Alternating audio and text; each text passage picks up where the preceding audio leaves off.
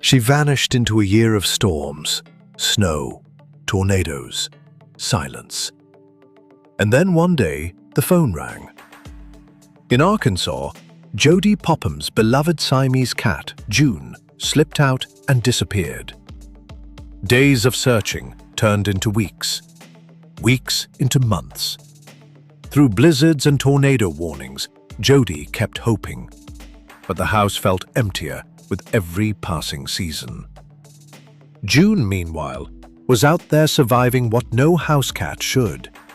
Shelter workers later said he'd lived through multiple snowstorms and several tornadoes tearing through the area. Somehow, this slim indoor cat learned how to be wild, finding food, dodging cars, hiding from the wind. A year later, a frightened cat was trapped and brought into a humane society.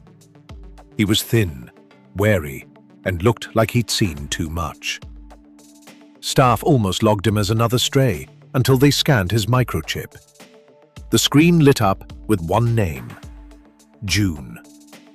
When Jody got the call, she was in such disbelief she could barely speak. At the shelter, June pressed his head into her hand like no time had passed at all. The team said it was one of their best days, reuniting a cat who'd walked through storms back into the arms that never stopped waiting. Would you keep your pet's bowl out for a whole year? Tell us below, and follow Paw Prints to join our pet lovers family.